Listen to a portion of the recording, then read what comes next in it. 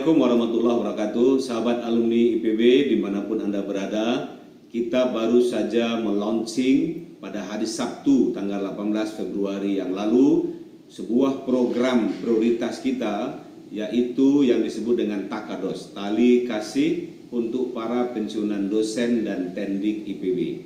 Program ini adalah program yang sangat penting di mana kita ingin berbagi kebahagiaan kepada para dosen dan tendik yang dulu pernah membantu kita, pernah mengajar kita dan pernah membantu kita semasa kita kuliah dulu. Saat ini beberapa di antara mereka sangat membutuhkan bantuan dan dukungan dari kita. Oleh karena itu, menyambut hari baik, bulan baik, menyambut bulan suci Ramadan ini, mari kita berlomba-lomba untuk mendonasikan rezeki, sebagian dari rezeki terbaik kita untuk mereka, dan insya Allah akan kita bagikan pada 17 Ramadan 1444 Hijriah ini. Ikuti flyernya, ikuti pengumumannya, dan donasi Anda sudah mulai bisa disalurkan mulai dengan hari ini juga. Saya tunggu, mudah-mudahan ikhtiar kita ini membuahkan hasil terbaik. Sebanyak mungkin pensiunan dosen dan tendik yang bisa kita bantu, khususnya mereka beliau-beliau yang memang membutuhkan tali kasih dari kita. Terima kasih. Assalamualaikum warahmatullahi wabarakatuh. Waalaikumsalam.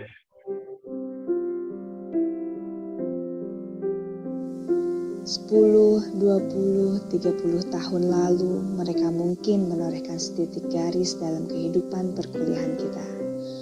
Bapak Ibu dosen dan tenaga kependidikan IPB telah menjadi bagian dari masa muda yang indah dan penuh kenangan. Saat ini, di usia yang tidak muda lagi, Bapak Ibu dosen dan tenaga kependidikan IPB memiliki tantangan hidup masing-masing.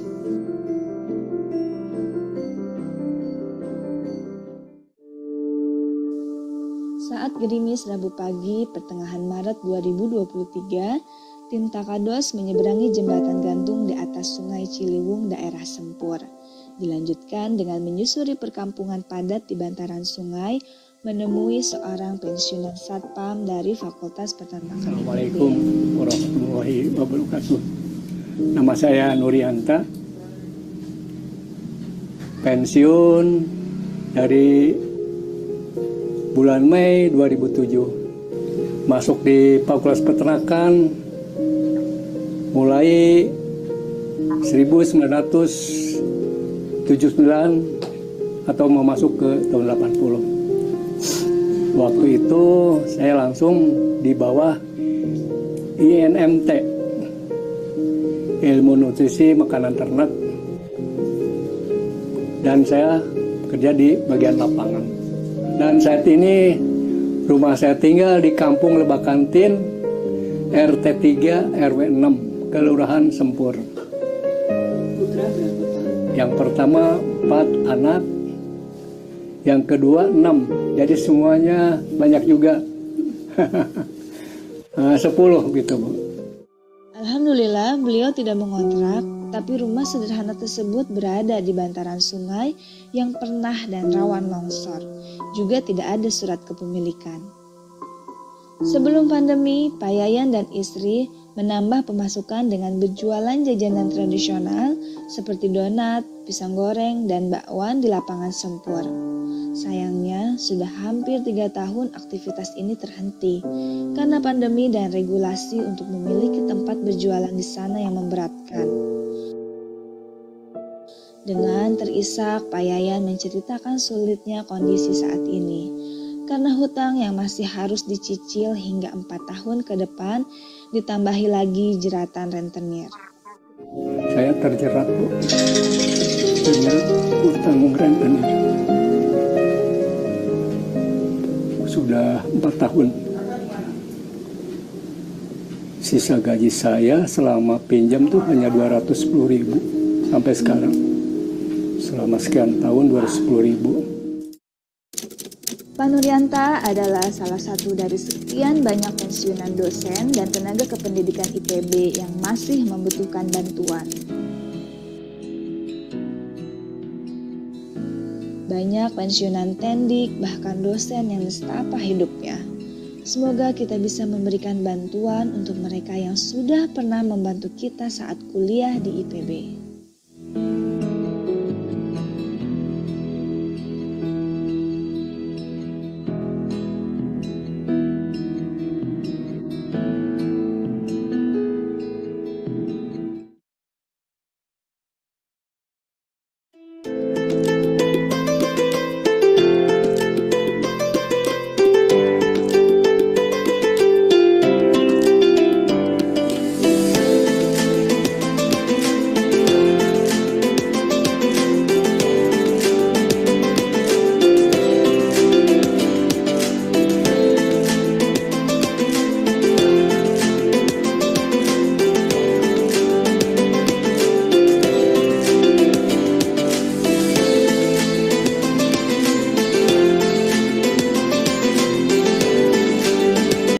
Dr. Henry Tanjung, yang ini kalau saya bacakan CV-nya akan sangat panjang. Intinya adalah beliau ini adalah alumni statistik IPB angkatan 26, Bang Henry ya.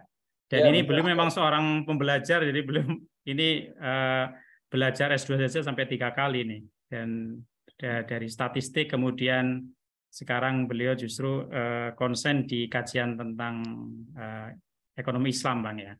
Dan Ya. Bapak Ibu sekalian, jadi tema kita kali ini memang sesuatu yang sangat menarik, dan ini mudah-mudahan akan memberikan pencerahan kepada kita semua, di mana sebagaimana hadis yang diriwayatkan oleh Muslim Imam Abu Dawud An-Nasa'i, idza matal insanu qata'anhu amaluhu illa min talatin illa min shadaqatin jariyah aw ilmin yantafa'u bi aw waladin sholihah. Jadi ketika kita mati hanya ada 3 hal yang tidak akan berhenti amalnya, yaitu yang pertama adalah sedekah jariyah. Nah, sedekah jariyah ini pengertiannya juga nanti bukan hanya sekedar bersedekah memberikan sesuatu kepada orang lain, tapi nanti mungkin akan lebih jauh. Dan ini hari ini kita justru akan lebih belajar kepada Bang Henry ini terkait dengan salah satu yang bagaimana kita menafkahkan harta kita di jalan Allah melalui sedekah jariyah itu, tapi bentuknya lain, yaitu wakaf. Dan akhir-akhir ini wakaf ini memang belum menjadi sesuatu yang familiar ya di kalangan umat Islam Indonesia, tetapi ini menjadi salah satu kunci bagi berkembangnya perjuangan umat Islam. Bukan hanya perjuangan dalam hal ideologi, tetapi juga yang lebih penting adalah bagaimana meningkatkan derajat ekonomi dari umat Islam. Dan kita akan belajar lebih dalam tentang wakaf ini kepada pakar yang memang sangat tepat ya.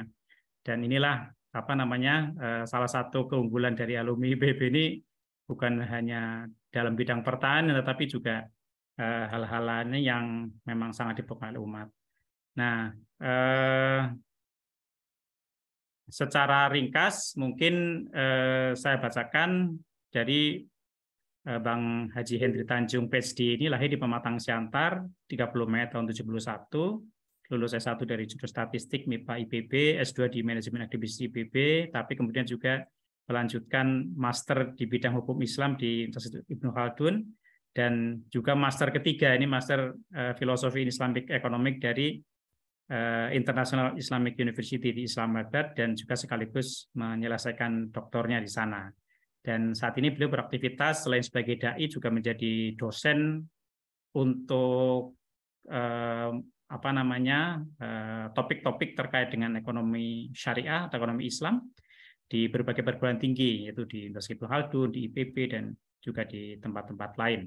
Nah, tanpa mengurangi rasa hormat kepada Bapak Ibu sekalian, mungkin sambil kita menunggu yang lain masuk, kami selanjutnya persilakan waktu sepenuhnya kami serahkan kepada Bang Henry Tanjung untuk menyampaikan topik yang memang hari ini akan kita belajar semua. Kami persilakan Bang Ustadz Henry Tanjung, waktu dan tempat kami persilahkan. Baik, makasih Arsyad Al-Amin. Arsyad ini angkatan berapa? 30 FPIK, Bang. Hah? Dari FPIK, Perikanan. Oh, Perikanan. Angkatan 30. Iya. Oh, 30 ya. Baik. Makasih Arsyad ya. Teman-teman sekalian, kakak kelas, adik kelas maupun seangkatan ya. Alhamdulillah ini merupakan ajang reuni juga ya. Sekaligus kita ngaji ya. Jadi ngaji sambil reuni lah ya. Alhamdulillah ya, pada hari ini kita semuanya dalam keadaan sehat ya. Kita doakan yang sakit untuk Allah sembuhkan ya. Semoga yang ada di rumah sakit segera kembali berkumpul dengan keluarga ya. Baik, saya langsung saja ya ke slide karena kita tidak punya waktu banyak ya. Jadi ini saya beri judul wakaf merupakan amal terbaik. Sudah kelihatan belum Arsyad ya? Sudah Bang. Ya, baik. Ya tadi saya dikenalkan ya, memang ini sebenarnya sekolah Master 3 ini bukan sengaja ini Arsyad. Ini sebenarnya tidak sengaja ya. Jadi begitu tamat sarjana statistik IPB, saya dapat beasiswa di MMA IPB ketika itu. Jadi saya pikir kalau nggak diambil sayang ya, terus saya ambil gitu kan. Tamat S2 MMA IPB, ngajar di MMA IPB, jadi konsultan di Jakarta, banyak terkait dengan masalah hukum. Lalu saya ambil lagi Master Hukum Islam di UIK. Lalu kemudian 2004 saya apply dokter di Islamabad, khusus itu ekonomi Islam. Karena ketika itu di Indonesia belum ada dokter ekonomi Islam. Nah, tapi karena master saya tidak satupun ekonomi, ditolak saya. Ditolak, nggak diterima langsung program PhD, tapi programnya namanya MPhil Leading PhD. Jadi kayak Inggris gitu dia, kayak Islam itu. Jadi MPhil Leading PhD, akhirnya ya terpaksa saya ngambil MPhil lagi gitu kan, untuk syarat bisa ke PhD-nya gitu. Jadi tiga master itu tidak sengaja itu, Arsyad ya. Luar biasa. Kemudian saat ini sebagai Dewan Pengawas Syariah di beberapa lembaga keuangan ya, dan juga Dewan Pengawas Syariah Rumah Sakit Islam Bogor. Ini teman-teman yang tinggal di Bogor ya, mohon masukannya kepada Rumah Sakit Islam ini, karena kita ingin supaya rumah sakit ini syariah ya. Artinya kalau orang sakit masuk ke situ sembuh jadi tambah soleh gitu ya. Nah, kalau masuk rumah sakit meninggal dunia husnul khotimah, kira-kira gitulah ya, simpelnya ya. Jadi jangan ke rumah sakit yang lain gitu, tapi ke rumah sakit Islam, apalagi sakit-sakit berat ya. Kemudian di kampus Wakil Direktur Sekolah Pascasarjana UIK Bogor ya. Lalu tugas negara sebagai anggota Badan Wakaf Indonesia ya. Baik, kita masuk kepada materi ya. Ini kita coba untuk berhitung ya, ini karena backgroundnya statistik ya. Jadi biasa berhitung ini ya Arsyad ya. Nah, berapa lama kita hidup di dunia?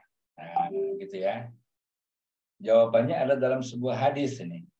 Riwayat Ibnu Majah nomor 4236 ya.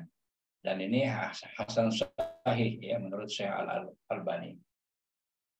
Di mana Rasulullah bersabda, "Amaru ummati ma baina sittin ila sab'in wa kulluhum ma yazuzu zalik." Ya. Umur umatku, kata Rasulullah, antara 60 hingga 70 tahun. Ya. Dan sedikit orang yang bisa melampaui umur tersebut. Ya. Jadi kalau dalam bahasa statistiknya ini kira-kira alfanya 10% lah ini. Ya. Bukan 5% ini, alfanya 10%. Ya, jadi 90% manusia itu wafat antara usia 60 sampai 70. Ada nggak yang di atas 70? Ada, tapi nggak banyak. Mungkin sekitar 5%. Ada nggak di bawah 60 tahun yang meninggal? Ada, tapi nggak banyak. Mungkin sekitar 5%. Kalau tidak ada force major ya. Misalnya bencana gitu ya, tsunami, gempa dan sebagainya. Tapi kalau dalam kondisi normal ya, selang kepercayaan lagi ya, confidence interval, ini banyak pakai istilah-istilah statistik ya. Itu 90% ya umur manusia itu antara 60 sampai 70 tahun. Jadi kita kita believe ya, kita yakin sekali 90% ya peluang kita wafat itu di usia 60 sampai 70. Ya. Peluang ya, probability kita wafat itu antara 60 sampai 70. Berapa probability-nya? Besar, 90%. Nah, oleh karena itu taruhlah kita ambil umur yang 70 tahun ya. Nah, makanya di suku tertentu, misalnya yang saya tahu di suku Tionghoa ya, ketika sudah mencapai 71 tahun, itu perayaan ulang tahunnya besar-besaran. Besar-besaran ya. Semua keluarga besar dikumpulkan ya, karena sudah melewati 70 tahun. Saya nggak tahu apakah mereka tahu hadis ini apakah enggak.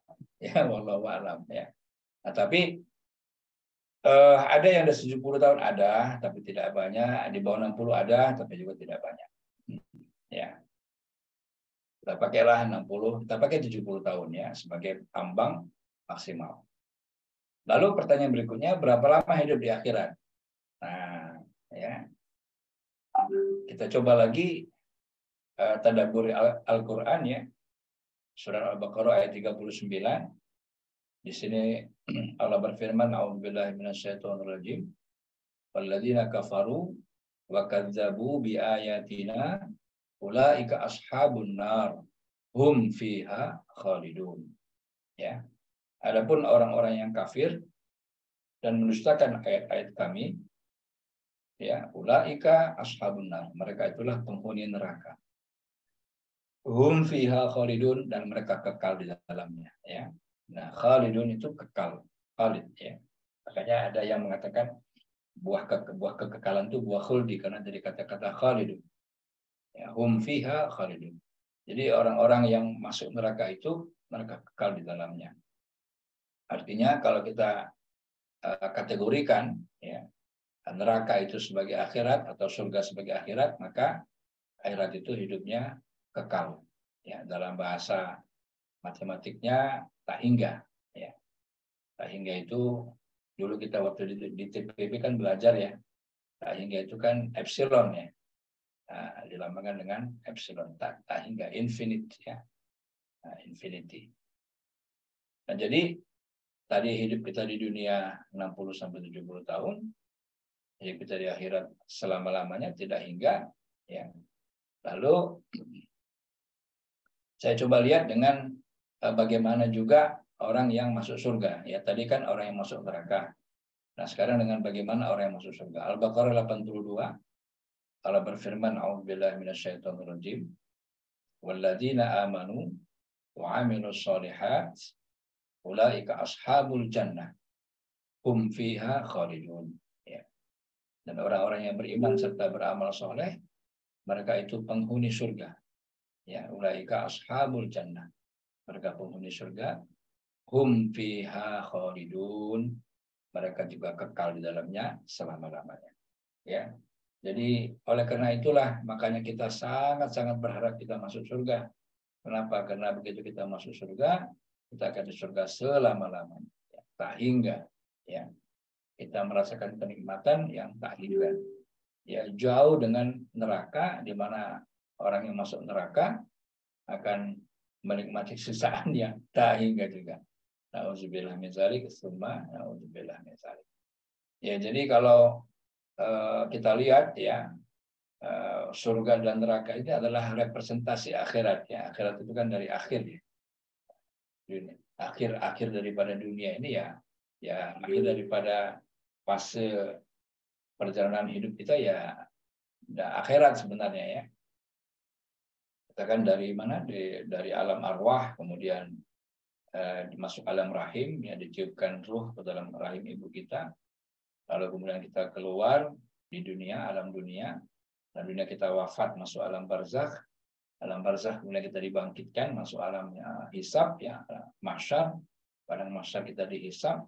Lalu kemudian kita masuk surga atau neraka. Ya, itulah akhir daripada perjalanan kita. Ya, jadi sungguh panjang ya, sungguh panjang dan sangat panjang. Makanya begitu kita diciptakan Allah, begitu Allah meniupkan ruhnya ke dalam rahim ibu kita, sesungguhnya kita ini merupakan proyek abadi daripada Allah Subhanahu wa taala. Kenapa abadi? Karena ruh itu tidak akan mati ya. Yang mati adalah jasad, yang berpindah adalah jasad, ruh itu terus ya sampai nanti di surga atau di neraka. Nah, ini kalau kita lihat konteks surga dan neraka, lamanya tak hingga atau abadi. Nah, sekarang bagaimana perbandingan? Nah, ya, perbandingan hidup dunia dengan akhirat. Nah, ya. Jadi kalau kita pakai perbandingan komparasi, ya. Tadi hidup di dunia berapa tahun, Arsan? Maksimal 70, Bang.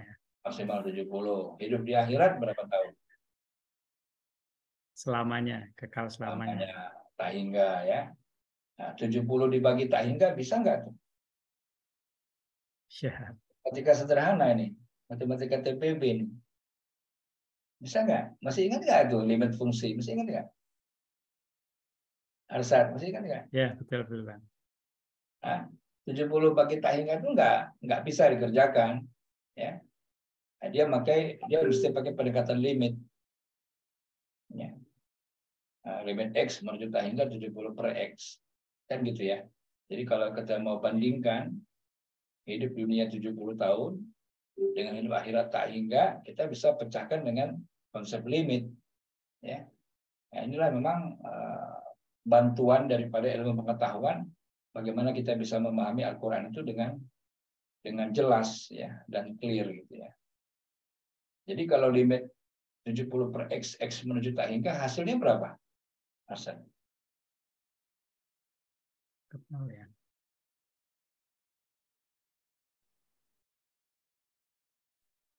Ada yang senyum-senyum itu. Mendekati nol. Nah, ada yang Mendekati senyum-senyum. nol. Berapa? Mendekati nol. Mendekati nol. Ya, hasilnya 0. Ya. Limit X menuju tak hingga 70 per X, hasilnya 0. Ya kan? Nah, artinya apa tuh kira-kira kalau hasilnya 0 gitu? Coba Jaswanto. Masih ingat gitu? Ini sekaligus ngetes kayaknya. Ya. Kehidupan dunia itu tidak ada maknanya. Ya, Nothing, berarti nothing. Nothing, ya. Nah, ini ada Rima nih, ya. Dulu kan sempat di asisten matematik kan, masih ingat nggak nih?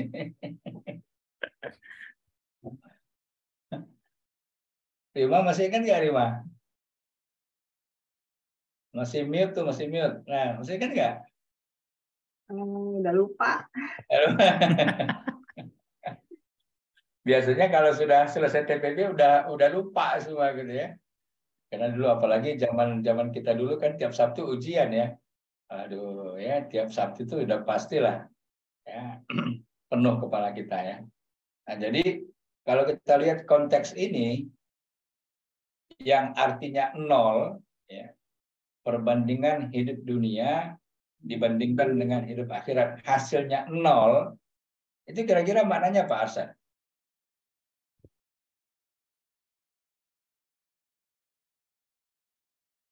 Nol itu ya tidak ada, nothing, artinya jika Iya. belum mendekati itu menjadi sangat tidak berarti.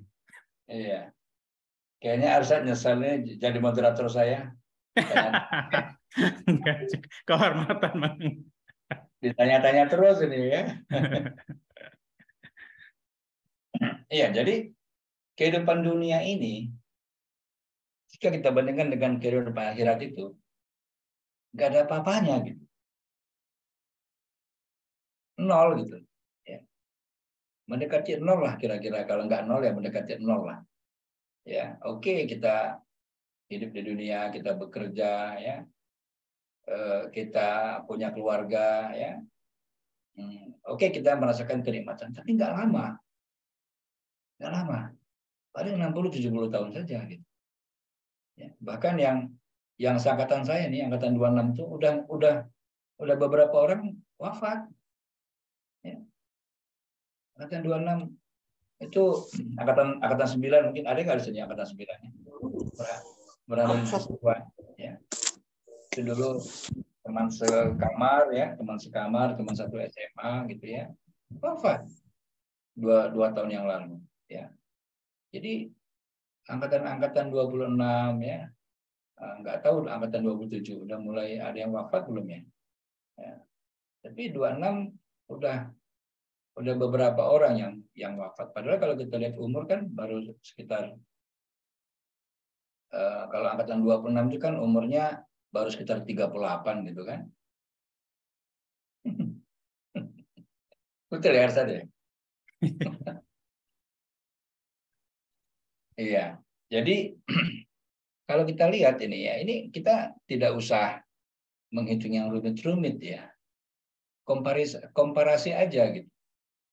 Kehidupan dunia ini nggak ada apa-apanya jika kita bandingkan dengan kehidupan akhirat.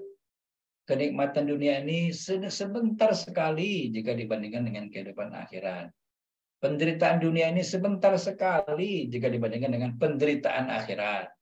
Ya, apapun yang sifatnya kita rasakan di dunia ini sebentar sekali jika dibandingkan dengan akhirat. Ya, coba kita lihat ya. Ya, ada beberapa surat yang saya cuplik di sini ya. Pertama, surat 29 ayat 64. Coba Arsad dibaca coba. Surat 29 ya. Surat Al-Ankabut. Ya. Sorry. Surat Al-Ankabut ayat 64. Coba yang lainnya juga dibuka ya Qur'annya ya. Lagi nggak baca Qur'an. Buka Qur'an. Bentar, ada Quran di HP-nya kan ada? Iya, ya. 64. Coba semuanya, coba semua. Atau yang sudah ada, yang sudah ketemu, coba dibaca. Siapa yang sudah ketemu?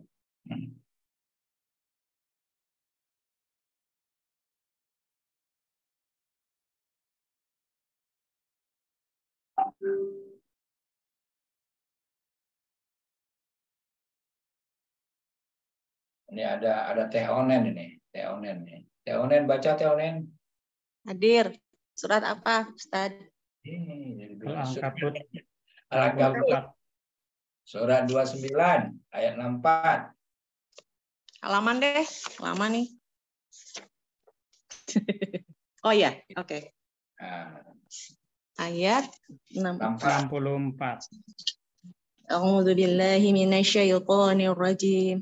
Bismillahirrahmanirrahim. Fama hadhil hayatud dunya illa lahu wa la'ib. Wa inna ad-daral akhirata lahiyal hayawan. Law kanu ya'lamun. Dah. Artinya,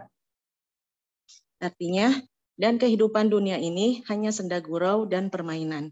Dan sesungguhnya negeri akhirat itulah kehidupan yang sebenarnya, sekiranya mereka mengetahui.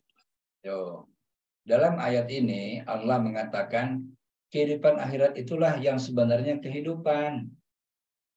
Dunia ini bukan kehidupan. Dunia ini hanya permainan. Dunia ini hanya senda gurau. Yang benarnya kehidupan itu nanti di akhirat. Itulah pesan Al-Ankabut ayat 64 ini. Ya. Cuman manusia nggak tahu gitu. Banyak manusia yang nggak tahu. Makanya di ujung ayatnya disebutkan sekiranya mereka mengetahui. Kenapa? Banyak sekali manusia yang nggak tahu dan terlena. Ya. Terlena. Kalau sudah orang terlena gimana? Ya. Jadi ini ayat ini itu Allah ingin menyadarkan kita sebenarnya ya bahwasanya yang kita alami sekarang ini bukan kehidupan yang sebenarnya. Di mana kita sekarang hidup, kita punya rumah, kita punya pekerjaan, kita punya karir, segala macam lah yang kita miliki di dunia ini bukan kehidupan yang sebenarnya. Ini hanyalah senda gurau, hanyalah permainan. Terus kapan kehidupan yang sebenarnya? Di akhirat. Ya, Al-Ankabut ayat 64. Kita lihat lagi surat 6 ayat 32. Ya. Surat 6 ayat 32 ini yang baca Yayu, ada nggak Yayu? Yayu. Dosen nih. Dosen Bu Yayu. Ampun deh. Nggak ada orangnya ya. Nah, yang ada orangnya siapa nih? Eko Siwi. Ini teman seangkatan nih. Ya. Eko Siwi, monitor. Ya, Adil. Eko, enggak. Surat 6 ayat 32. Surat 6 ayat 32. Halaman 131. Tuh. Pegang Quran ya, yang lainnya pegang Quran ya. Kita ngaji ini pegang Quran ya. Ayat 32. Ya. Ya.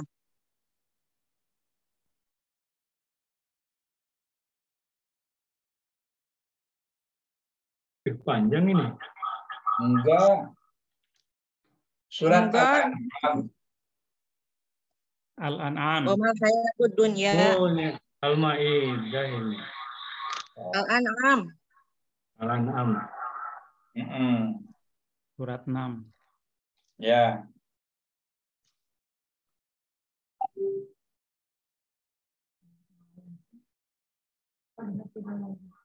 Izin saya bacakan, Ustadz.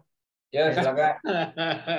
Wa mal hayatud dunya illa la'ibun wa lahum waladarul akhiratu khairul lil ladzina yattaquna afala ta'qilun. Artinya dan kehidupan dunia ini hanyalah permainan dan senda gurau. Sedangkan negeri akhirat itu sungguh lebih baik bagi orang-orang yang bertakwa. Tidakkah kamu mengerti? Nah, itu juga ya. Jadi sekali lagi diulang lagi nih. Kehidupan dunia ini hanyalah senda gurau saja, hanyalah permainan saja. Akhirat itulah yang merupakan yang jauh lebih baik. Nah, ujung ayatnya lagi tuh. Ya, apakah engkau tidak mengerti? Nah, gitu ya. Artinya apa? Banyak manusia yang tidak mengerti. Dan orang-orang yang beriman saja yang meletakkan akhirat sebagai tujuan dia. Orang yang nggak beriman, bodoh amat dengan akhirat ya. Kadang-kadang dia nggak percaya nanti ada kehidupan setelah kematian. Makanya di dunia ini suka-suka dia buat. Ya.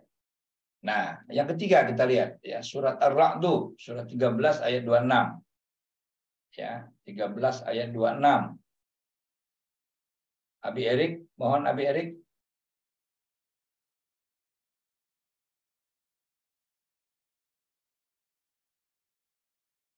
Abi Erik. Ya, siap. Lagi baru sampai ayat 9. Lagi dicari. Ya, ayat 26. Ayat 26. Ar-Ra'd, ayat 26. Sebentar. Oh. Saya bantu. Sebentar nih, dapat nih. 24. Oke. Auzubillahi minasyaitonirrajim. Bismillahirrahmanirrahim. Allahu yabsutur rizqa liman yasha'u wa yaqdir.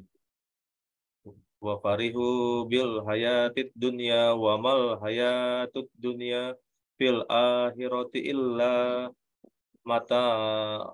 Ya, artinya Allah meluaskan rezeki dan menyempitkannya bagi siapa yang Dia kehendaki. Mereka bergembira dengan kehidupan di dunia. Padahal kehidupan di dunia itu dibanding dengan kehidupan akhirat hanyalah kesenangan yang sedikit. Maha benar Allah dengan segala firman-Nya. Masya Allah. Kehidupan dunia ini ya dibandingkan dengan kehidupan akhirat hanyalah kesenangan yang sedikit. Itu tuh yang nol itu tuh. Yang limit mendekati nol itu tuh. Ya. Allah tegaskan dalam surat Ar-Ra'd ayat 26. Ya. Jadi kesenangan dunia ini kesenangan yang sedikit. Dibandingkan, ada pembandingnya. Dibandingkan dengan kesenangan di akhirat. Ya. Coba kita lihat lagi surat 57. Ya. Surat 57. Ini nih baca nih, Edi Widya Astuti. Coba surat 57. Nanti terakhir surat 47 itu nanti yang baca Rima ya. Panjang. Artinya aja boleh nggak? Bismillahirrahmanirrahim. I'lamu annamal hayatud dunya la'ibu walahu wazina watafaru bainakum wa takatsur fil amwali wal arlad kama sali ghairi jabal kuffara tuhu thumma yahiju fatarahu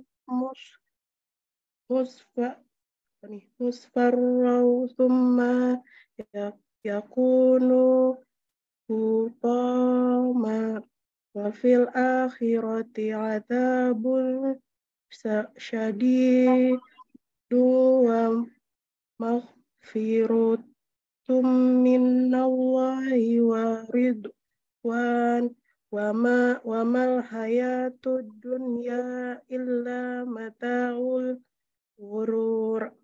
Artinya, ketahuilah sesungguhnya kehidupan dunia itu hanyalah permainan dan senda gurauan, perhiasan dan saling berbangga di antara kamu, serta berlomba dalam kekayaan dan anak keturunan, seperti hujan yang tanaman-tanamannya mengagumkan para petani. Kemudian tanaman itu menjadi kering dan kamu lihat warnanya kuning, kemudian menjadi hancur. Dan di akhirat nanti ada azab yang keras dan ampunan dari Allah serta keridoannya. Dan kehidupan dunia tidak lain hanya kesenangan yang palsu. Masya Allah. Kesenangan yang palsu. Palsu. Ya Allah ya. Makanya kita kan di dunia ini kan berbangga-bangga dengan harta gitu ya. Dengan keturunan, dengan apa lagi? Dengan jabatan gitu ya.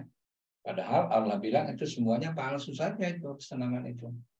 Ya. Jadi Masya Allah ya, ini perlu kita pahami ya. Terakhir surat 47 ayat 36 ya. Tadi Rima ya yang baca ya. Bismillahirrahmanirrahim. Innamal hayatud dunya wa ibu wa lahu wa in tu'minu wa tattaqu yu'tikum ujurakum wa la yas'alkum amwalakum. Artinya, sesungguhnya kehidupan dunia hanyalah permainan dan senda gurau. Dan jika kamu beriman dan bertakwa, Allah akan memberikan pahala kepadamu. Dan Ia tidak akan meminta harta-hartamu. Masya Allah ya. Bayangkan ya, setidak-tidaknya 5 kali Allah mengatakan kehidupan dunia itu senda gurau ya. 5 kali Allah katakan kehidupan yang benar itu adalah kehidupan akhirat ya. Nah, oleh karena itu apa kira-kira konsekuensinya kan gitu ya. Setelah kita tahu ini apa konsekuensi sikap kita, bagaimana kita bersikap ke depan, itu yang penting ya. Nah, oleh karena itu kita harus memperpanjang umur kita. Ya. Bagaimana cara memperpanjang umur? Pertama dengan Lailatul Qadar. Ya, karena umur biologis kita itu tidak mungkin panjang. Ya, sepanjang-panjangnya ya kalau tadi kan 90% peluang kita meninggal umur 60 sampai 70. Ya. Ayah kandung saya meninggal usia 63. Ibu saya baru 2 bulan yang lalu wafat usia 70 ya. Antara itu saja ya. Pak Andi Hakim ya. Dosen saya dulu wafat menjelang umur 70 tahun. Saya masih ingat itu ya. Kira-kira 2 bulan lagi beliau mau ulang tahun 70 beliau wafat. Ya. Jadi banyak kita lihat ya, kita saksikan di sekitar kita yang memang tidak bisa lebih panjang daripada 70 tahun karena memang sudah ajalnya. Nah, bagaimana caranya supaya kita umur kita panjang? Pertama dengan Lailatul Qadar. Ini mumpung bulan Ramadan ya. Mumpung bulan Ramadan ya. Kita persiapkan betul untuk kita bisa memperpanjang umur kita lewat Lailatul Qadar ini. Ya. Apa amalannya? Amalannya kita tilawah Al-Qur'an, ya kita sholat malam, kita sedekah, ya, ini amalannya. Ya. Saya mau berangkat nanti malam. Di bulan Ramadan ini kita perbanyak tilawah, kita perbanyak sholat, lalu kita perbanyak sedekah. Lalu yang kedua, apa konsekuensinya? Ya, adalah kita berwakaf. Ya, nah, ini sebenarnya materi inti kita ya, berwakaf. Nah, wakaf ini ini memperpanjang umur kita, bukan umur biologis kita ya. Umur biologis itu udah nggak mungkin bisa diperpanjang karena umur sel itu ikut sunatullah dia. Jadi sel-sel itu setelah sekian lama dia akan mati ya. Tapi yang bisa memperpanjang umur kita itu adalah amalan kita ya. Sehingga kita masih dikenang orang terus. Sebagai contoh yang saya bisa sebutkan Utsman bin Affan ya. Dia berwakaf sumur 1400 tahun yang lalu, sampai sekarang sumur itu masih ada ya, dan sudah berkembang menjadi macam-macam ya. Dan sebuah hotel juga berdiri, Hotel Utsman bin Affan, orangnya sudah meninggal tapi namanya masih disebut-sebut. Nah, ini yang saya sebut dengan panjang umur ya. Kalau panjang umur kita lawan dengan apa ya, dengan istilahnya yang sekarang ya, apakah itu anti aging segala macam ya, nggak akan bisa lama juga diperpanjangnya ya. Karena sel-sel kita itu ya mengikuti sunnatullah. Jadi yang bisa kita perpanjang adalah umur apa istilahnya, umur ideologis kita ya. Nah, dalam hadis riwayat Tabrani dijelaskan bahwasannya sedekah seorang muslim itu dapat menambah umurnya ya. Jadi sedekah itu dapat menambah umur. Nah, bagaimana caranya bisa menambah umur? Orang yang bersedekah itu dia bahagia. Ya, orang yang bersedekah itu dia bahagia. Ini satu penelitian daripada profesor di Amerika ya. Beliau orang Bugis, Profesor Dr. Taruna Ikrar. Ya, bersama-sama saya dulu dalam satu organisasi namanya Ikatan Ilmuwan Indonesia Internasional atau I4 ya. Beliau membuat riset ya, dan dipublish bahwasanya ketika kita bersedekah dengan ikhlas ya, dengan niat lillahi ta'ala untuk agama kita ya, maka otak kita itu akan melepaskan hormon yang namanya serotonin. Nah, itu hormon yang membuat kita tuh bahagia ya, yang membuat kita tenang ya. Selain hormon serotonin juga hormon dopamin itu diproduksi oleh otak kita. Jadi otak itu dengan hati itu, dengan rasa ikhlas itu sangat erat korelasinya. Ya, jadi apapun yang kita lakukan kalau itu dengan ikhlas itu akan menambah produksi serotonin dan juga menambah produksi dopamin yang membuat kita bertambah tenang, jauh dari depresi, ya, bertambah syukur gitu. Ya. Makanya kalau Rasulullah itu ketika Ramadan itu dia bersedekah itu seperti angin berhembus, cepat sekali, ya, seperti angin berhembus. Dan kalau kita lihat wakafnya Rasulullah itu luar biasa. Saya barusan dapat disertasi doktor dari Arab Saudi yang membahas tentang harta Rasulullah. Saya kaget juga, ada disertasi yang membahas tentang harta Rasulullah. Ya. Nah, ternyata wakafnya Rasulullah itu kalau kita rupiahkan itu sekitar 1,2 triliun. Ya. So, luar biasa. Satu disertasi doktor ya, kajian ilmiah yang sudah diuji oleh para guru besar ya. Nah, artinya apa? Artinya ya luar biasa memang sedekahnya Rasulullah itu ya. Kenapa? Karena sedekah itulah yang kemudian nanti menjadi bekal kita di kehidupan abadi tadi gitu ya. Jadi kehidupan kita sekarang ini yang 60-70 tahun ini kita gunakan semaksimal mungkin untuk mencari bekal untuk di kehidupan yang abadi. Yang kedua, sedekah juga dapat mencegah kematian yang su'ul, yang buruk. Ya, kematian yang buruk itu dapat dicegah dengan bersedekah. Ya, kita semuanya berdoa ini jangan sampai kematian kita itu su'ul khatimah. Ya, ini jangan sampai lah. Ya, jangan sampai seseorang itu wafat ketika maksiat, nauzubillah. Ya, jangan sampai itu terjadi ya. Nah, kita pinginnya kita meninggal itu husnul khatimah. Ya. Kita lihat orang yang meninggal ketika sujud, Masya Allah. Ya. Meninggal ketika sholat, Masya Allah. Ya. Meninggal ketika khutbah Jumat, Masya Allah. Nah, artinya kematian-kematian yang husnul seperti itulah yang kita inginkan sebenarnya ketika kita meninggalkan dunia ini. Yang berikutnya, Allah akan menghilangkan sifat sombong, fakir, dan sifat berbangga diri. Jadi orang yang rajin bersedekah, ya, rajin berwakaf, ya, maka insya Allah sifat sombong jauh, ya, miskin juga jauh, insya Allah, ya, Saya belum pernah lihat orang yang rajin sedekah miskin ya.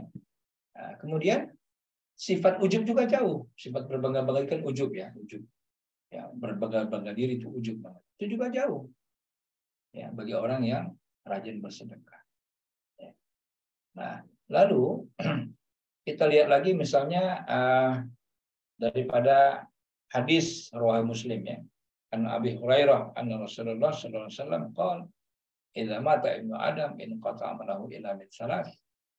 Ya, jika meninggal dunia anak Adam, maka putuslah semua amalnya kecuali 3 hal. Nah, ini 3 hal inilah sebenarnya yang harus kita siapkan, well prepared ya. Well prepared sebelum ajal menjemput kita. Ini yang 3 hal ini. Pertama adalah sedekatin jariyah. Sedekah yang terus mengalir manfaatnya. Ini namanya wakaf. Ya, wakaf ini sedekah yang tidak boleh habis. Ya, pokoknya yang tapi manfaatnya terus mengalir. Ya, sedekatin jariyah. Ya. Nah, oleh karena itu, bagaimana kita menciptakan proyek-proyek wakaf kita, apakah itu proyek wakaf pribadi, proyek wakaf keluarga, atau proyek wakaf komunitas, atau proyek wakaf alumni, apapun lah ya.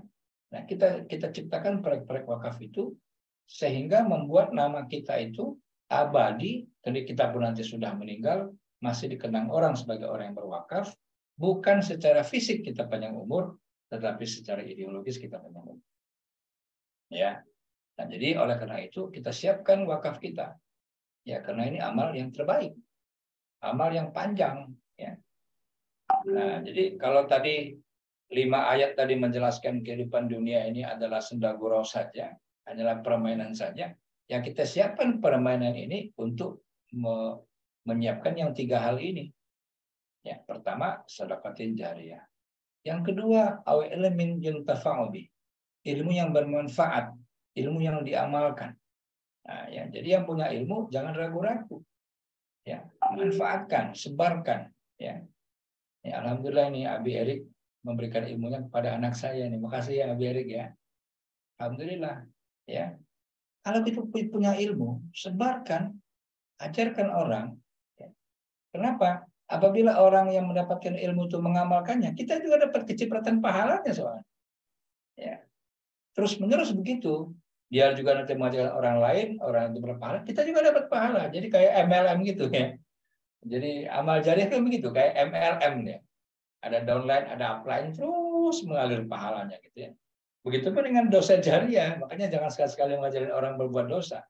Ketika diajarin orang lain lagi, itu kan ngalir juga kepada kita dosanya. Ya. Jadi dosa jariah. Jadi ini ilmu yuntafa'u bi, ilmu yang bermanfaat ya. Nah, jadi jangan pelit dengan ilmu, sebarkan ilmu, insya Allah ketika orang amalkan kita akan mendapatkan pahalanya. Yang ketiga, ini yang sangat penting, ini ada pada keluarga kita. Waladin solehin yad'ulah, anak soleh yang mendoakan kedua orang tuanya. Nah ini ya, nah ini penting kita ciptakan anak-anak kita menjadi anak-anak yang soleh. Ya, jadi soleh itu apa? Soleh itu dia tahu Tuhannya. Dia tahu berterima kasih, dia tahu beribadah, dia tahu bagaimana dia berbakti kepada orang tuanya, ya. Itu anak-anak soleh itu ya. Kita tidak hanya inginkan dia kemudian hebat di dunia yang katakanlah sementara ini, kemudian nanti di akhirat yang selama-lamanya dia menderita, gitu. Jangan. Nauzubillah min dzalik. Maka itu anak-anak kita berikan pendidikan agama yang baik, ya. Kita kirim ke sekolah-sekolah yang mengajarkan dia dengan arti sebuah kehidupan, ya, yang bisa memberikan dia modal karakter yang mulia, gitu ya, gitu. Jangan cuman otaknya kita jejelin dengan segala macam ilmu olimpiade misalnya, tapi akhlaknya jelek, gitu, jangan, ya. Nah, langkah baiknya jika akhlaknya bagus dia juara olimpiade misalnya ya. Nah, seperti itu yang kita inginkan dari anak kita. Jadi 3 ini nih, ya, dalam rentang yang 60 sampai 70 tahun ini, kalau kita sudah 50-an nih ya, kalau saya udah 50-an nih, 20 tahun lagi maksimal kira-kira ini ya, bagaimana kita mempersiapkan ini, mempersiapkan yang 3 hal ini untuk menuju ke kesenangan yang abadi gitu, kesenangan yang tak hingga kita alami nanti di akhirat nanti ya. Nah itu ya. Jadi semoga kita semua ini doa ya. Semoga kita semua mendapatkan Lailatul Qadar dan semua kita dapat berwakaf sebelum kita meninggal dunia ya. Amin. Ini ada buku tentang wakaf. Ini buku saya terbaru ya. Sebenarnya ini buku tahun lalu, tapi tahun ini saya belum nulis lagi, jadi masih buku terbaru ya. Wakaf dan Ekonomi Syariah Isu Kontemporer. Demikian ya, saya kembalikan kepada Mas Arsyad. Baik. Syukran Ustadz. Ini materi yang luar biasa, tetapi sebenarnya mungkin banyak pertanyaan-pertanyaan dari para hadirin yang bergabung di Zoom ini. Dan sebelum yang lain bertanya, mungkin saya ingin mengawali pertanyaan ini Ustadz nih. Jadi wakaf bagi kita itu kan karena kita mengenal banyak sekali di dalam hukum Islam tentang sedekah jariyah ya. Tadi Ustadz baru mengatakan sedekah jariyah sebagai salah satu solusi untuk memperpanjang umur, bukan hanya di dunia tapi sebenarnya juga menyiapkan nanti di akhirat yang kekal itu. Nah, bagaimana sih mekanisme wakaf kemudian dibandingkan dengan misalnya sedekah jariyah itu? Ini mungkin pertanyaan awal itu supaya Bapak Ibu di sini supaya ini, karena kan Ustadz ini menyampaikan wakaf masih sangat ini nih. Mungkin itu pertanyaan dari ini supaya jelas dulu nih Ustadz nih. Bagaimana kita operasional dari wakaf ini? Kita tuh kan mengenal banyak, kita tuh kan banyak mengenal istilah di dalam sedekah jariyah yang masuk itu ada sedekah, ada jariyah, ada memberi, menafkahi anak yatim, kemudian orang miskin ya. Ini kemudian wakaf sendiri kan konsep di dalam umat Islam sendiri sebenarnya belum terlalu dipahami dengan baik nih Ustadz. Nah, itu bagaimana tuh membedakan supaya operasional diri wakaf nih, karena nanti kan Ustadz menjelaskannya masih belum ini. Ini supaya kita semua memahami dengan baik nih. Ya. Jadi wakaf itu sedekah sebenarnya ya. Jadi rumput ilmunya itu sedekah. Jadi kalau sedekah itu rumah, di bawahnya ada sedekah wajib itu zakat ya. Nah, lalu sedekah sunnah ada infak, ada sedekah, ada wakaf ya. Nah, itu sedekah. Ya. Jadi sedekah itu pemberian ya, pemberian kita kepada orang lain. Nah, kalau dia itu zakat, itu sedekah wajib ya. Ini kita harus amalkan itu, kalau tidak kita berdosa. Ya, itu sedekah wakaf. Sedekah wajib. Itu zakat, bukan hanya zakat fitrah. Kalau fitrah kan murah ya. Ini zakat mal, zakat dari harta kita. Yang besarnya 2,5%. Ya. Lalu kemudian ada yang sifatnya sunnah, ya, zakat yang sifatnya, sedekah yang sifatnya sunnah. Itu ada 3 terminologi ya, ada infak, ada sedekah, ada wakaf. Nah, kalau infak itu apa? Infak itu pemberian materi berupa harta atau benda-benda tertentu kepada orang-orang yang kita harus berikan, misalnya kepada istri kita, karena istri kita wajib kita menafkahinya. Ya, infak itu dari kata nafkah ya, nafkah, infak ya. Anak-anak kita, lalu saudara-saudara kita yang susah, ya, apakah ipar kita, apakah adik kita yang sudah berumah tangga, lalu dia kemudian susah hidupnya, ya, kita bantu, ya, kita berikan. Tapi ini khusus materi. Kalau infak itu khusus materi, ya. Nah, yang berikutnya sedekah. Nah, sedekah ini semua kebaikan itu sedekah, ya. Jadi bisa kita memberi orang yang ketika miskin dia minta uang kepada kita buat makan, kita berikan uang itu sedekah. Kita ya di jalan ada duri, kita buang duri dari jalan, itu sedekah. Ya, kita kemudian berbuat kebaikan, ya, itu sedekah. Ya, jadi setiap kebaikan itu sedekah. Ya. Nah, jadi sedekah itu memberi seseorang, tapi bukan hanya materi, tapi juga bisa non materi. Misalnya tabassum ila akhika sedekah. Ya, senyum kepada saudaramu itu sedekah. Ya. Kenapa? Karena kita sudah memberikan kegembiraan. Ya. Enggak mungkin orang senyum kita balas dengan cemberut gitu, enggak mungkin. Ya. Karena ketika orang itu senyum, dia sudah memberikan kegembiraan, kebahagiaan. Biasanya orang yang diberikan senyum itu pasti membalas senyum itu. Meskipun dia ketika itu lagi sedih, dia coba untuk membalas senyum itu. Ya, makanya kata Rasulullah, tabassum bil akhi sedekah. Ya. Nah, lalu wakaf. Nah, wakaf ini sedekah, tapi nggak habis pokoknya. Misalkan begini nih, saya berwakaf, ya. Saya berwakaf satu kelas misalkan, satu kelas lokal misalnya ya di pesantren, kelas pesantren. Katakan harga satu lokal itu 50 juta katakan. Oke, saya berwakaf di lokal. Lalu kemudian di pintu itu dibuat ini adalah wakif dari si fulan misalnya. Nah, selama itu difungsikan orang, ya kita terus dapat pahala gitu. Itu dia wakaf itu. Jadi wakaf itu sedekah yang tidak habis, pokoknya tidak habis, tapi yang terus mengalir manfaatnya. Ya. Nah, atau misalkan kita sedekah, kita wakaf kelapa sawit ya di Sumatera Barat ya, ketika saya mensertifikasi nazir wakaf di Sumatera Barat itu ada lembaga wakaf di sana yang mengelola kelapa sawit. Ya. Nah, kelapa sawitnya mesti dikelola terus, kelapa sawitnya tidak boleh hilang, tapi hasil daripada kebun sawitnya itu digunakan untuk membiayai anak-anak pesantren mereka. Ya. Nah, itu boleh, itu namanya wakaf. Atau misalnya contoh lain wakaf rumah sakit. Ya, misalnya kita punya uang agak lebih, kita buat rumah sakit, lalu kita wakafkan, misalnya. Nah, sepanjang rumah sakit itu dipakai orang, maka doa-doa orang itu, doa-doa pasien terus mengalir kepada kita. Nah, itulah yang membuat kita tuh terus tabungannya nggak habis-habis gitu. Ya, jadi wakaf itu menciptakan mata air. Ya, bukan sumur. Kalau sumur digali terus habis. Tapi wakaf itu mata air. Begitu kita sekali berwakaf, maka manfaatnya terus mengalir. Makanya namanya sedekatin jariyah. Sedekah yang terus mengalir manfaatnya. Gitu ya. Gitu Arsyad ya. Baik. Mudah-mudahan ya, terima kasih. Ya, nanti kalau mau detail bisa baca buku saya. Itu detail sekali, banyak sekali tentang wakaf itu. Baik. Ya.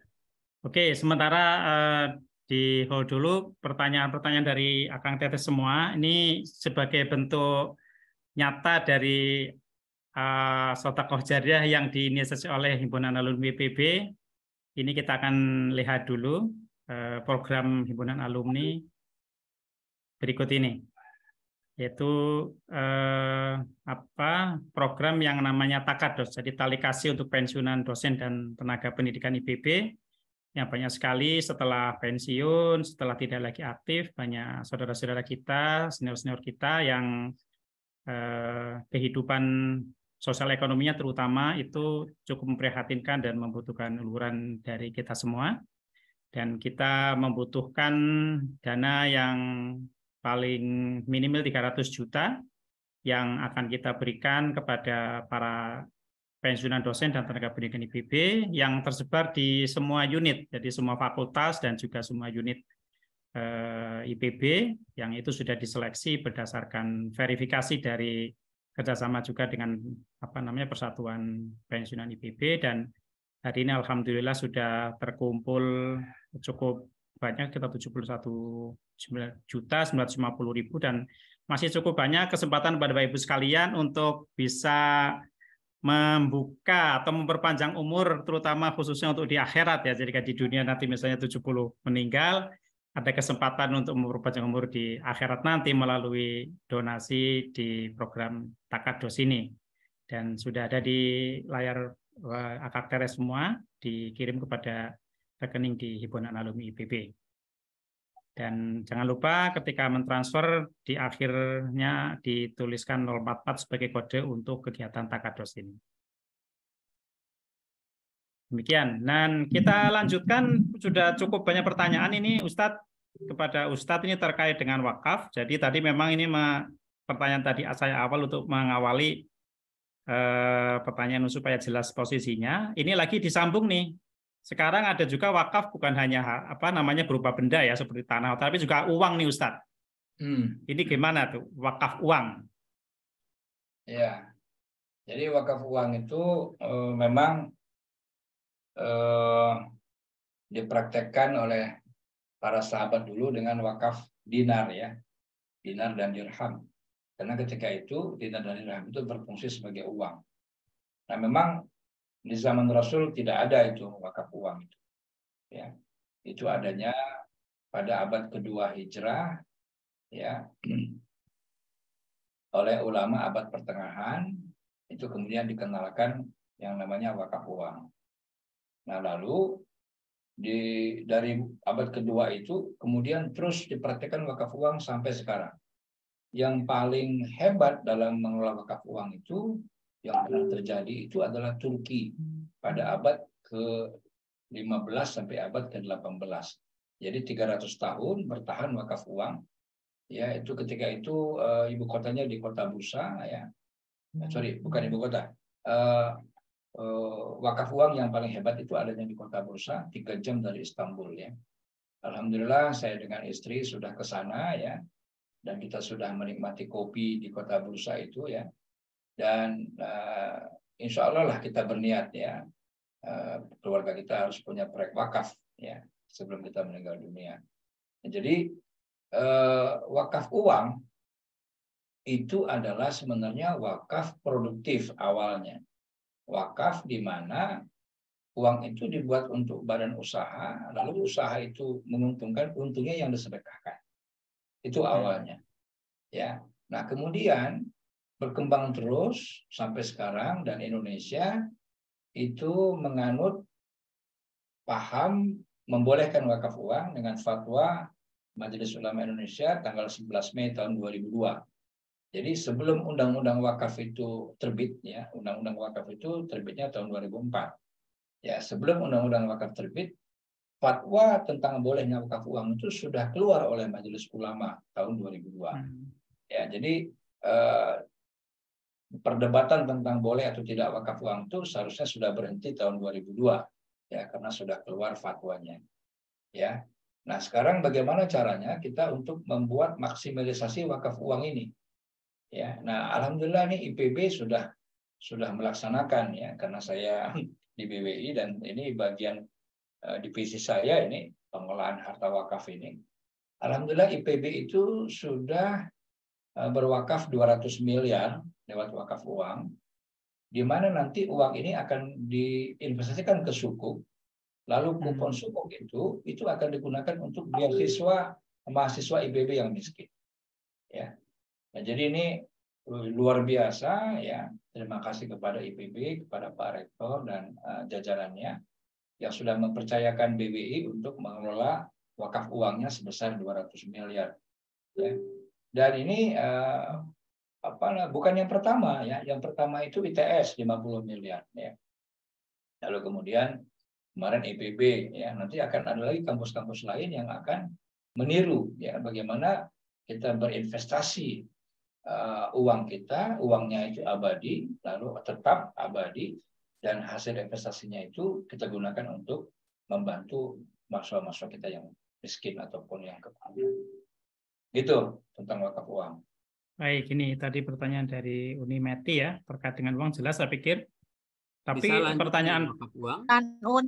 Bukan Uni, Teteh ini mah. Sorry Teh Meti. Bisa lanjut dengan wakaf uang? Oh, ada pertanyaan langsung ya ini, ya, dari Pak siapa, maaf? Pak Denny.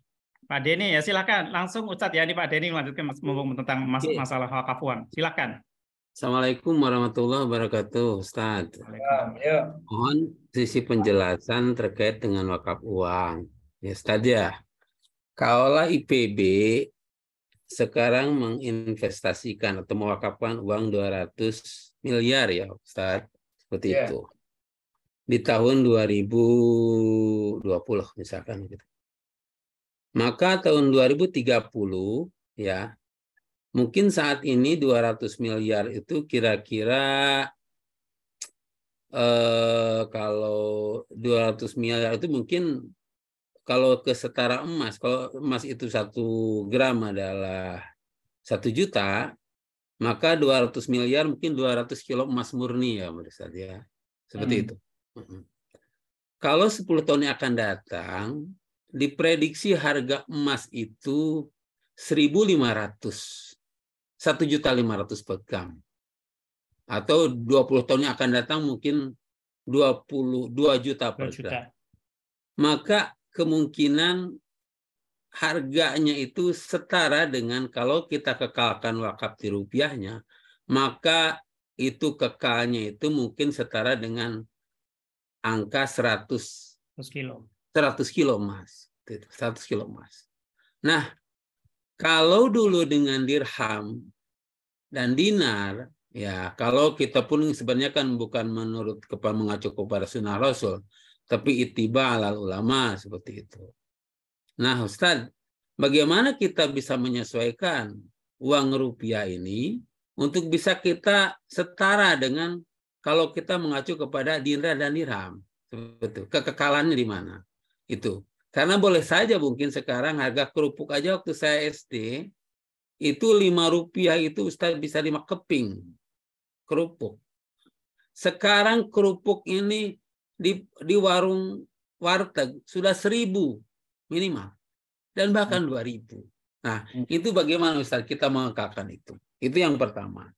Yang kedua Ustadz, jujur saja banyak ini. Satu dulu. Satu dulu. Ini silakan. Pak Denny Hasman ini mahasiswa S3 IPB ini yang lagi belajar tentang wakaf ya. Jadi pertanyaannya ke arah teknis ya. Jadi bagaimana kita menjaga nilai daripada mata uang kita itu sebenarnya tugas daripada Bank Sentral ya. Bagaimana dia menjaga stabilisasi daripada mata uang. Nah, sebenarnya dasarnya adalah inflasi itu. Nah, kenapa itu terjadi inflasi? Karena adanya suku bunga itu. Ya, jadi biang keroknya sebenarnya suku bunga. Jadi kalau kita mau tiadakan itu inflasi, Bank Sentral sederhana saja, Bank Sentral hapuskan sistem suku bunga di negara ini. Ya. Nah, cuman kan nanti kebijakan-kebijakan moneternya kan berubah semua itu. Jadi itu bukan pertanyaan yang mudah untuk dijawab ya. Nah, nanti kita diskusilah lagi nanti ya, bukan di forum ini ya, Pak Denny ya. Oh, iya boleh. Baik. Ya. Bajang ya. Oke, banyak ini banyak pertanyaan-pertanyaan lain yang sudah menunggu Ustadz nih. Ya. Tadi tentang wakaf uang ya. Ini berikutnya terkait dengan operasionalisasi diri wakaf itu, apakah bisa juga seperti zakat misalnya dipotong setiap bulan? Ini pertanyaan dari Teh Astrid nih. Enggak boleh kalau wakaf enggak boleh ya. Yang boleh diambil itu hasilnya. Misalnya kita wakaf kebun sawit, katakan nilainya 1 miliar kebun sawit. Nah, hasilnya misalnya 100 juta. Yang 100 juta itu kita boleh tuh ambil tuh. Ya, 10 juta misalnya untuk kita, yang lainnya itu boleh. Tapi kalau dari 1 miliar itu tidak boleh. Dia tidak seperti zakat. Kalau zakat kan langsung dipotong tuh. Ya, kita dapat zakat 1 miliar lah langsung dipotong buat amil ya. Buat operasionalnya, lalu sisanya langsung disalurkan. Kalau wakaf itu enggak, jadi pekerjaannya lebih berat ya, karena dia mengelola supaya ini bisa produktif ya. Hasilkan, lalu hasilnya yang boleh kita gunakan gitu. Ya. Artinya wakafnya sendiri itu harus tetap utuh Ustadz ya. Jadi ya, tidak betul, boleh misalnya dinafkahkan kepada fakir miskin apa gitu, nggak boleh ya. Ya, hasilnya jadi, yang gitu. Itu sesuai dengan hadisnya Rasul tuh, ketika Umar bertanya pada Rasul, ya Rasul, bagaimana pendapatmu tentang hartaku ini? Ketika itu Umar mendapatkan harta di Khaybar ya, bagus sekali. Lalu kata Rasulullah, ya Umar, insyita habasta aslaha wa tasaddaqta biha. Wahai Umar, kalau engkau mau tahan pokoknya, sedekahin hasilnya. Ya, tahan pokoknya, habasta aslaha, tahan pokoknya, sedekahin hasilnya. Nah, gitu. Jadi wakaf itu harus punya hasil. Kalau nggak ada hasil, nggak ada yang bisa disedekahin tuh. Ya, itu loh. Kalau mekanisme penyerahan wakafnya gimana Ustadz? Apakah misalnya boleh, misalnya seorang karyawan menyisihkan satu penghasilan tiap bulannya, misalnya dari 1 juta 100.000 diwakafkan rutin begitu? Boleh. Apakah boleh? Boleh ya? Boleh. Cuman ada maksimalnya itu. Maksimalnya 1/3 ya. Jadi kalau kita punya gaji misalnya 1.000 ya, terus kita wakafkan 500, itu tidak boleh ya. Karena ada kepentingan lain yang harus kita lindungi, itu kepentingan ahli waris kita. Jadi kalau kita kaya ya, itu yang paling berhak menikmati kita adalah ahli waris kita. Jangan sampai kita kaya, semuanya kita wakafin, kita meninggal, ahli waris jadi miskin gitu. Jangan sampai. Jadi nggak boleh ya harta kita semuanya diwakafkan ya justru ya? Nggak boleh, ya. nggak boleh. Ya. Nggak boleh. Ya. Oke, nah ini pertanyaan berikutnya dari Bu Nabilah mungkin ya. Ini kasus Pak Ustadz, ini kalau kan banyak kasus sebenarnya seorang tua sudah mewakafkan tapi kemudian ahli warisnya masih nanti mempermasalahkan. Jadi seolah-olah itu bukan tidak pernah diwakafkan. Ini bagaimana cara untuk menghindari dan menyelesaikan masalah tersebut? Ya, jadi upaya yang bisa kita lakukan sebelum kita berwakaf, kita minta persetujuan ahli waris. Ya, sebenarnya kalau fikihnya itu tidak harus, karena kan wakaf itu kan harta kita, dan itu tidak mengambil hak ahli waris kan, karena ahli waris kan yang 23 dari harta kita. Ya, jadi sebenarnya kalau dari sisi fikih kita nggak perlu minta persetujuan ahli waris untuk kita berwakaf. Tapi dari sisi hukum positif, ketika nanti dikhawatirkan ada gugatan, maka kita minta persetujuan ahli waris ketika kita akan berwakaf. Ya. Atau legal formalnya apakah ada semacam surat sertifikat wakaf atau apa ya? Surat persetujuan ahli waris harus ada. Oke, baik. Ini yang berikutnya dari Bang Fauzi Umar nih, himpunan alumni PP Aceh ini. Di Aceh merasakan sekali manfaat wakaf dari Habib Bukak yang punya hotel dekat Masjidil Haram. Setiap jamaah dari Aceh setiap tahun dibagikan dividennya untuk rakyat Aceh. Ingin tanya, proyek wakaf monumental seperti ini, Ustadz gimana caranya? Sementara umat sekarang kurang bersatu. Iya, itu Syekh Buga itu. Syekh Buga itu memang Syekh dari Aceh yang dulu tahun 1800-an itu ke Mekah, lalu dia beli tanah di sana, lalu ketika perluasan Mekah tanahnya kena diganti dengan yang lebih luas, tapi kemudian dia bangun tower, dia bangun hotel yang namanya Tower Jihad ya, dan itu ikrar wakafnya itu jelas hasil daripada wakaf ini untuk orang-orang Aceh, itu memang betul ikrarnya seperti itu.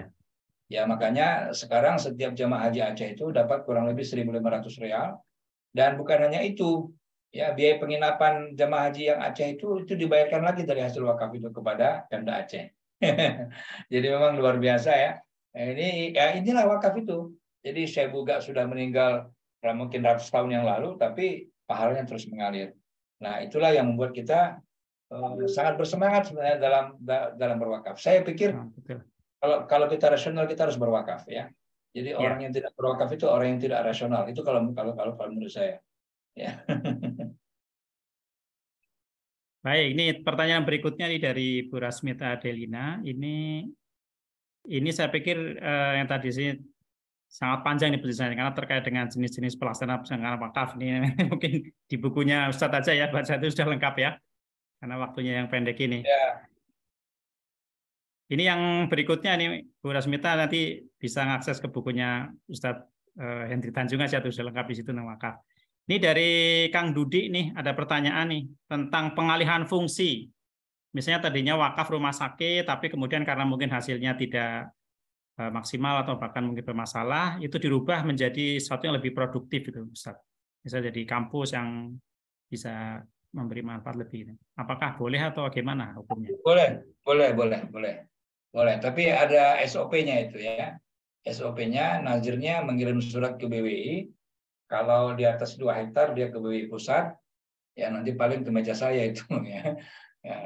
Tapi kalau di bawah 2 hektar itu cukup ke BWI provinsi. Kalau di bawah 1.000 meter itu cukup ke BWI kota. Jadi BWI ini ada di pusat. Ini sekalian supaya saya beritahu juga pada teman-teman. BWI itu ada di pusat, itu SK Presiden. Lalu kemudian di provinsi itu SK daripada BWI, Ketua BWI Pusat. Kemudian di setiap provinsi kita punya 34 provinsi. Lalu di kota kabupaten kita punya 300 kantor perwakilan ya. Jadi kita punya 300 kantor perwakilan BWI kabupaten kota seluruh Indonesia. Jadi yang punya persoalan dengan tanah wakaf di bawah 1.000 meter silakan datang ke kantor BWI perwakilan kota atau kabupaten. Yang di bawah 2 hektar tapi di atas 1.000 meter silakan datang ke BWI provinsi. Tapi yang di atas 2 hektar silakan datang ke BWI pusat ya. Gitu. Jadi harus atas persetujuan Badan Wakaf, Ustaz ya? Nanti dia akan dibuat surat perubahan, lalu nanti kemudian BBI akan menurunkan tim. Kenapa dirubah? Apa sebabnya? Kalau memang secara syar'i makulatul makna ya, artinya dapat dimengerti, maka BBI akan mengeluarkan surat perubahan peruntukan. Itu ada di dalam pasal 49. Terima kasih Ustaz.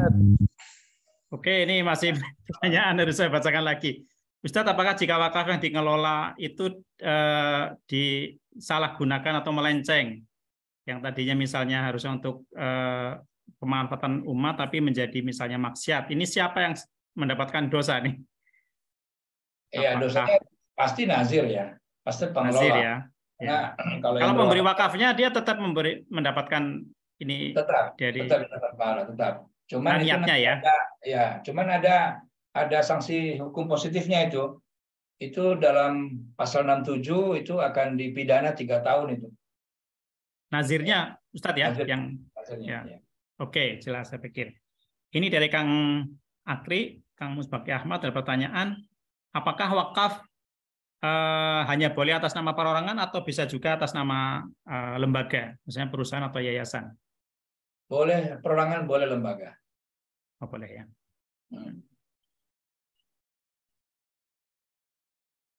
Boleh juga keluarga. Misalnya nih kita nggak punya uang nih kalau untuk buat proyek wakaf, tapi kita kumpulkan keluarga besar misalnya, bisa.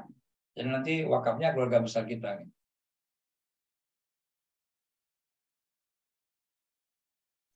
Halo? Halo ya. Ya, ini hanya beberapa yang ini saya pikir tadi pertanyaan terakhir, yang lainnya hanya komentar dan apa namanya, ada yang mengajak juga untuk berwakaf di lembaganya. Silakan Bapak Ibu sekalian, misalnya ada yang ingin ini dibaca di kolom chat. Dan bahan dari Ustadz Hendy Tanjung sudah di-share juga di kolom chat. Silakan Kang Tete, Bapak Ibu yang membutuhkan materi dari Ustadz itu bisa di-download. Dan ini kita sudah hampir jam 2 nih, luar biasa nih materinya, sangat menarik. Yang ini kalau Bapak Ibu sekalian, mungkin kami buka lagi jika ingin ada yang mau bertanya langsung, satu, belum kita akhiri, karena sudah menjelang jam 2. Cukup ya? Baik, Akang Teresuma, Bapak Ibu sekalian, alhamdulillah ini, ada, dari siapa? Silakan satu ya. Ya, Triyunisman, Pak. Siapa ini? Mohon dikenalkan. Triyunisman Eka Putra dari Palembang. Oh ya, Triyunisman. Silakan. Assalamualaikum, Tat. Salam. Angkatan berapa nih? Angkatan reguler 24, Tat. 24? Ya, 24. Jurusan? MMA IPB, Pak. Tat. Oh, kakak kelas nih. Ya, silakan kakak kelas. Enggak, saya dulu Ustadz Heri Tanjung ini dosen saya nih. Saya punya tanah, Tat. Jadi beli tanah itu 4 beradik, itu 2 hektar di Sekayu, Musi, Banyuasin, Sumsel. Tanah itu sudah diserobot orang dan sudah saya selesaikan melalui pengadilan dan menang, tinggal eksekusi. Rencana kami mau diwakafkan, Tat. Sudah berapa kali saya tawarkan untuk saya mau bangun pesantren itu di pinggir jalan lintas, kan. Sumatera ya? Ya, kalau ada yang mau untuk bangun pesantren 2 hektar, kan. Itu berapa gimana? hektar? 2 hektar ya? Pak, 2 hektar. 2 hektar. Jadi dulu ada yang yayasan dari Jogja juga sudah melihat itu. Nah, tapi saya mewakafkan ini putusan pengadilan yang sudah ingkrah. Jadi belum dieksekusi. Mau saya serahkan ini, wakafkan ini dalam bentuk putusan pengadilan yang ingkrah. Gimana ini prosesnya, Ustaz? Terima kasih. Assalamualaikum warahmatullahi wabarakatuh. Waalaikumsalam. Ya, nanti kita konsul 4 mata aja lah ya. Ini penjelasannya agak cukup panjang ya. Oke, Getan. Ya. Nanti silakan Bapak yang bertanya mungkin bisa minta nomor kontaknya Ustadz Hendry, kalau mungkin izin Ustadz ya kalau ini konsultasi. Karena ini bagus sekali tuh, karena 2 hektar akan diwakafkan ya untuk pendidikan umat. Saya pikir ini luar biasa. Dan saya pikir dengan pertanyaan tadi berakhir sudah kajian Ba'da Zuhur pada hari ini.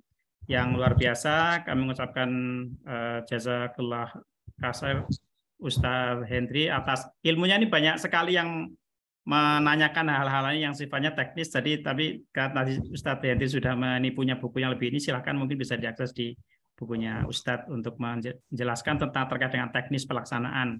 Ini saya pikir alumni IPB ini insya Allah akan bisa menjadi sumber-sumber untuk wakaf untuk ini umat.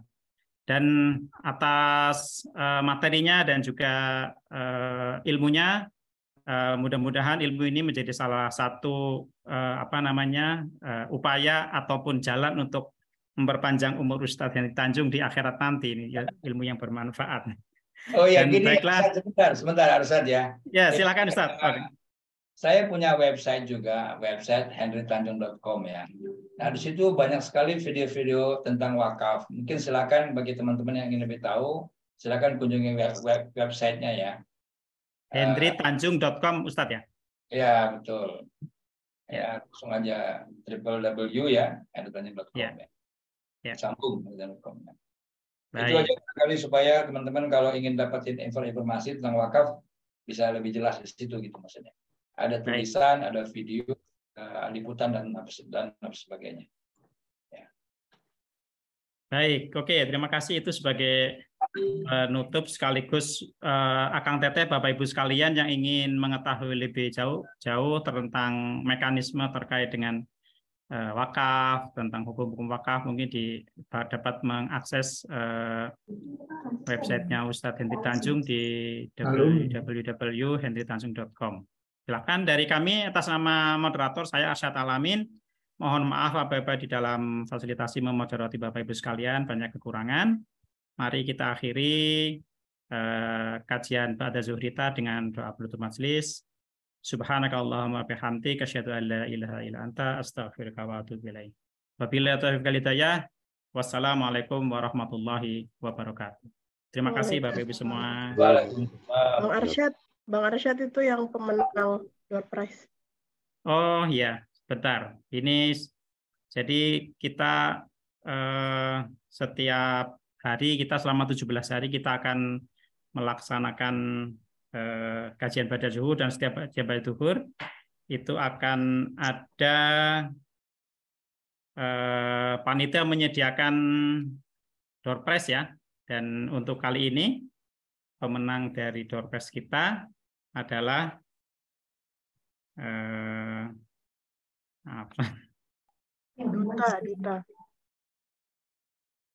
Duta Mas.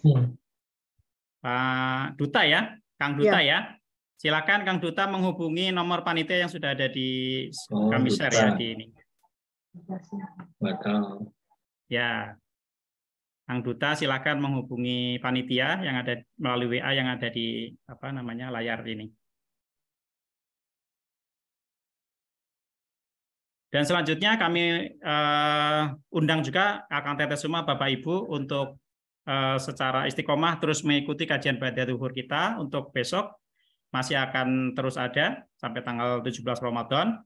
Dan untuk besok kita akan mengundang Ustadz kita yaitu Bapak Fauzi Umar yang akan memberikan materi tentang mencari rezeki yang berkah dengan moderator Ustadz Ali Fatoni. Demikian, sampai ketemu lagi. Mudah-mudahan diberikan rezeki oleh Allah untuk kembali bergabung besok siang jam 12.30 setelah sholat zuhur. Terima kasih, kami kembalikan kepada panitia. Saya cukupkan sekian. Assalamualaikum warahmatullahi wabarakatuh. Waalaikumsalam warahmatullahi wabarakatuh.